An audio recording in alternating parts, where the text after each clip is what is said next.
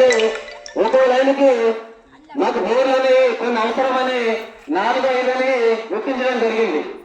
అలాగే మా గ్రామానికి కనీసం ఒక ట్యాంక్ పెద్దది ఉంది, ఇంకో ట్యాంక్ కూడా కావాలని మనం ప్రపోజల్లో పెట్టడం జరిగింది. అలాగే ప్రతి సీసీ రోడ్డుకి డ్రైనేజ్ కావాలి, ఎక్కడైతే సీసీ రోడ్ లేదో అక్కడ ఖచ్చితంగా సీసీ రోడ్డు కావాలని అడిగాం. అదే కాకుండా మన గ్రామంలో మీటింగ్ పెట్టుకోవడానికి ఒక కమిటీ అనేది బాగా ఖచ్చితం, అది కూడా కావాలని మనం చెప్పడం జరిగింది.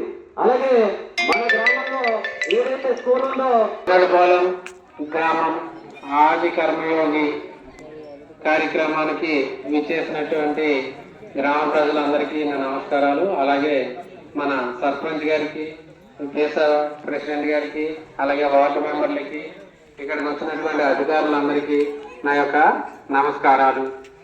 మనం ఈ కార్యక్రమం అనేది రంపచోడవరం డివిజన్ రాజవొమ్మింగి మండలంలో ఈ వికసిత్ భారత్ అనేటటువంటి కార్యక్రమం మోడీ గారు మన ఇండియా అంతా, భారతదేశం అంతా ప్రవేశపెట్టడం జరిగింది.